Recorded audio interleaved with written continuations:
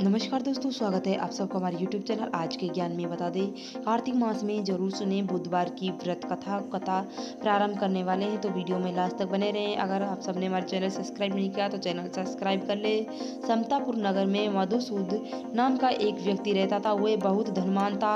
मधुसूद का विवाह बल्लम रामपुर नगर की सुंदर लड़की संगीता से हुआ था। एक बार बुधसेन अपनी पत्नी को लेकर बुधवार के दिन बल्लम रामपुर गया था। मधुसूद ने पत्नी के माता पिता से संगीता की विदाई करने को कहा। माता पिता बोले, बेटा आज बुधवार है, बुधवार को किसी भी शुभ कार्य के लिए यात्रा नहीं करनी चाहिए। लेकिन मधुसूद नहीं माना। उसने ऐसा शुभ अशुभ की बात को न मानकर कहा। दोनों ने बैलगाड़ी में यात्रा प्रारंभ की। 2 कोस की यात्रा के बाद उसकी बैलगाड़ी का एक पैर टूट गया। वहां से दोनों ने पैदल की यात्रा शुरू की। रास्ते में संगीता को प्यास लगी। मधुसूद उस एक पेड़ के नीचे बैठकर जल लेने चलेगा। थोड़ी देर बाद जब मधुसूद कहीं से जल लेकर वापस आया तो वह बुरी तरह से हैरान होकर उठा, क्योंकि उनकी पत्नी के पास ही मधुसूद की एक दूसरा व्यक्ति बैठा था।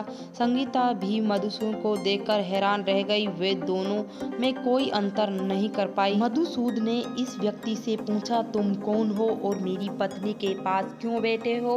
मधुसूद की बात सुनकर उस व्यक्ति ने कहा, अरे भाई, ये तो मेरी पत्नी संगीता है। मैं अपनी पत्नी को ससुराल से विदा करा के लाया हूँ, लेकिन तुम कौन हो जो मुझसे ऐसे प्रश्न पूछ रहे हैं? मधुसूद ने कहा, तुम जरूर कोई चोर या ठग हो, या मेरी पत्नी संगीता है। मैं पेड़ के नीचे बैठा कर जल लेने गया था। इस पर व्यक्ति ने कहा, अरे भाई, झूठ तो मत बोलो। संगीता को प्यास लगने पर जल लेने तो मैं गया था, तो जल लेकर अपनी पत्नी को पिला भी दिया। अब तुम चुपचाप यहाँ से चले जाओ, नहीं तो किसी सिपाही को बुलाकर तुम्हें पकड़वा दूंगा। दोनों एक दूसरे से लड़ने लगे।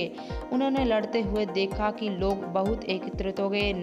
नगर के कुछ सिपाही भी वहां आ गए। सिपाही उन दोनों को पकड़कर राजा के पास ले गए। सारी कहानी सुनाई। राजा भी कई निर्णय नहीं कर पाया। संगीता भी उन दोनों में से अपने वास्तविक पति को नहीं पहचान पाई। राजा ने दोनों को कारागृह में डाल दिया और कहा, राजा के फैसले पर असली मधुसूद भयभीत हो गया। और तभी आकाशवाणी हुई, मधुसूद, तू संगीता के माता पिता की बात नहीं मानी और बुधवार के दिन अपने ससुराल से प्रस्थान किया। ये सब भगवान बुद्ध देव के प्रकोप से हुआ है। बुधसूद ने भगवान बुद्ध देव की प्रार्थना की, है भगवान बुद्ध देव, मुझे क्षमा कर दीजिए, मुझे बहुत बड़ी गलती हो गई। भविष्य में मैं कभी भी बुधवार के दिन यात्रा नहीं करूंगा और सदैव बुधवार के व्रत करूंगा। बुधसेन की प्रार्थना करने से भगवान बुद्ध देव ने उसे क्षमा कर दिया।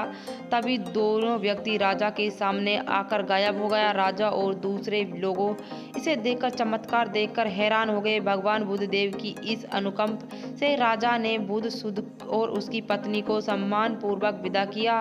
कुछ दूर चलने पर रास्ते में उन्हें बैलगाड़ी मिल गई। बैलगाड़ी को टूटा हुआ पहिया भी जुड़ गया। दोनों उसमें बैठकर समतापुर की ओर चले गए। बुधसूद और उसकी पत्नी संगीता दोनों बुधवार के व्रत करने लगे और आनंद पूर्वक जीवन यापन करने लगे। इस तरह भगवान बुद्ध देव की कृपा से उनमें खुशियां बरसने लगी। इस तरह जो स्त्री पुरुष विधि पूर्वक बुधवार का व्रत करता है, व्रत कथा सुनता है, भगवान बुद्ध देव उन पर सभी कष्ट दूर कर देता है। ये संपूर्ण जानकारी कार्तिक मास के बुधवार की बुद्ध कथा के बारे में। वीडियो अच्छी लगी तो वीडियो को जरूर लाइक शेयर करना। कमेंट में भगवान बुद्ध देव जरूर लिखना।